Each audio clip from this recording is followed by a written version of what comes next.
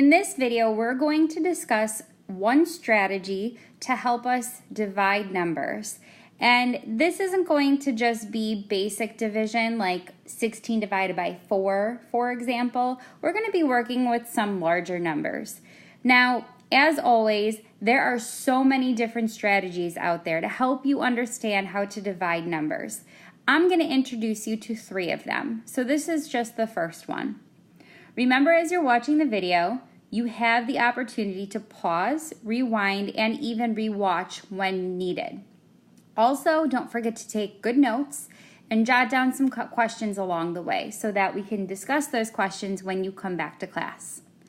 Let's take a look at strategy 1 for dividing numbers. We're going to do something called the grid method. So what does this mean? Well, what we're going to do is we're going to actually create a grid. So I'm going to divide 496 divided by 16. And I'm going to put 496 inside of a grid, just as if I were going to be putting it inside of a division bar, let's say.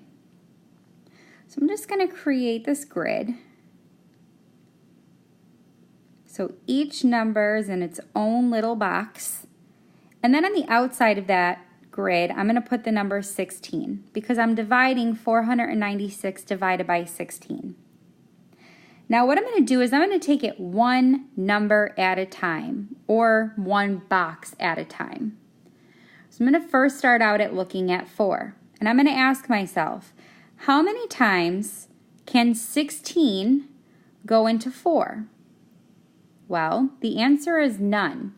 4 cannot be divided into 16 parts. It's too small. So I'm going to put a 0 here. And because it doesn't go into 4 at all, I'm going to put a 0 here, and I'm going to subtract. So 4 minus 0 leaves me with 4. Now that's a leftover number, but I still have 2 other digits in 496. So what I'm going to do is I'm going to move that 4 up to this box and make 9 49.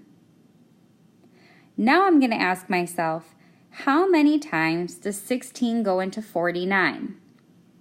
If you think about the clock, it might help you because the clock has 15 minutes.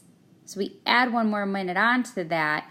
That might help you kind of estimate, or you could do some long multiplication. 16 goes into 49 3 times. So I'm going to put a 3 up here. And because 16 goes into 49 3 times, that means that I'm taking away 48. Because 16 times 3 gives me 48. And how many do I have left over? Well, 49 minus 48 leaves me with 1. So now I have to move that up to this last box because I still have 1 digit left. How many times does 16 go into 16? Well, 16 divided by 16 is 1. And 16 times 1 is 16. And that's it. So 496 divided by 16 gives me 31.